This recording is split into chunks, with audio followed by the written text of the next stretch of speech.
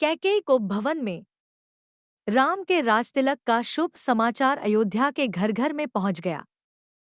पूरी नगरी में प्रसन्नता की लहर फैल गई। घर घर में मंगल मनाया जाने लगा। स्त्रियां मधुर स्वर में रात भर मंगलगान करती रहीं। सूर्योदय होने पर नगरवासी अपने अपने घरों को ध्वजा पताका, वंदनवार आदि से सजाने लगे। हाट बाजारों को भांति भांति के सुगंधित एवं रंग बिरंगे पुष्पों से सजाया गया।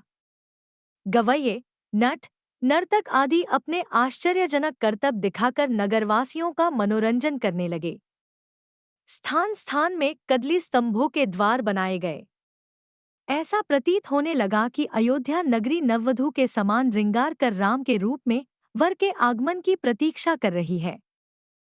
किंतु राम के राजतिलक का समाचार सुनकर एवं नगर की इस अद्भुत श्रृंगार को देखकर रानी कैकेयी की प्रिय दासी मंथरा के हृदय को असहनीय आघात लगा। वह सोचने लगी कि यदि कौशल्या का पुत्र राजा बन जाएगा तो कौशल्या को राजमाता का पद प्राप्त हो जाएगा और कौशल्या की स्थिति अन्य रानियों की स्थिति से श्रेष्ठ हो जाएगी। ऐसी स्थिति में उसकी दासियां भी स्वयं को मुझसे श्रेष्ठ समझने लगेंगी।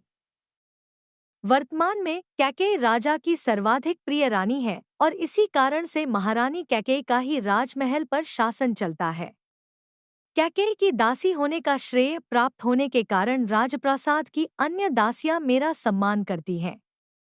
यदि कौशल्या राजमाता बन जाएगी तो मेरा यह स्थान मुझसे छिन जाएगा। मैं यह सब कुछ सहन नहीं कर सकती। अतः इस विषय में अवश्य ही मुझे कुछ करना चाहिए। ऐसा विचार करके मंथरा ने अपने प्रासाद में लेटी हुई कैकेयी के पास जाकर कहा, महारानी, आप सो रही हैं? यह समय क्या सोने का है? क्या आपको पता है कि कल राम का युवराज के रूप में अभिषेक होने वाला है? मंथरा के मुख से राम के राजतिलक का समाचार सुनकर कैकेयी को अत्यंत प्रसन्नता हुई। समाचार सुनाने की खुशी में कैकेयी ने मंथरा को पुरस्कार स्वरूप एक बहुमूल्य आभूषण दिया और कहा, मंथरे, तू अत्यंत प्रिय समाचार लेकर आई है। तू तो जानती ही है कि राम मुझे बहुत प्रिय है। इस समाचार को सुनाने के लिए तू यदि और भी जो कुछ मांगेगी तो मैं वह भी तुझे दूंगी। कैकेयी के वचनों को सुनकर मंथरा अत्यंत क्रोधित हो गई। उसका तन बदन जल भुन गया। पुरस्कार में दिए गए आभूषण को फेंकते हुए वो बोली, महारानी, आप बहुत नासमझ हैं।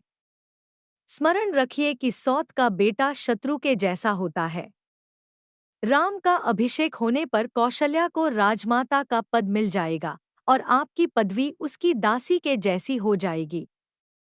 आपका पुत्र भरत भी राम का दास हो जाएगा। भरत के दास हो जाने पर आपकी बहू को भी एक दासी की ही पदवी मिलेगी।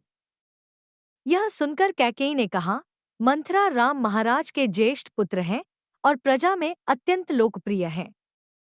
अपने सद्गुणों के कारण वे सभी भाइयों से श्रेष्ठ भी हैं।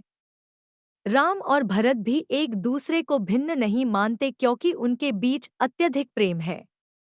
राम अपने सभी भाइयों को अपने ही समान समझते हैं, इसलिए राम को राज्य मिलना भरत को राज्य मिलने के जैसा ही है।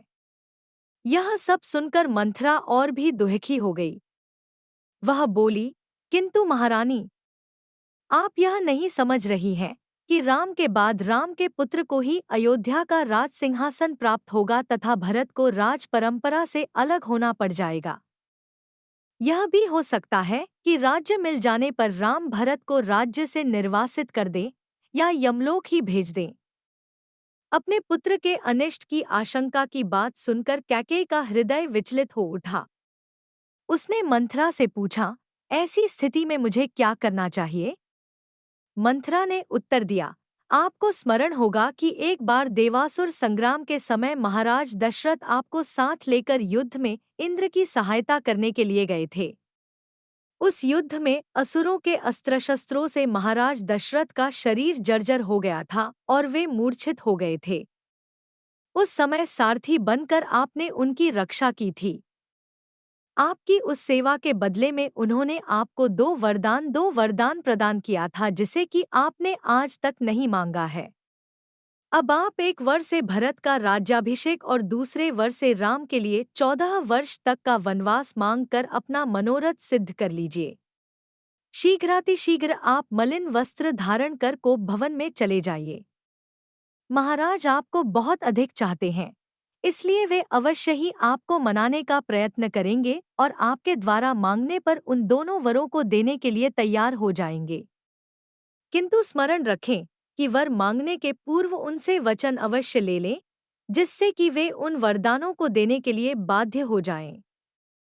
मंथरा के कथन के अनुसार कैकेयी को भवन में जाकर लेट गई।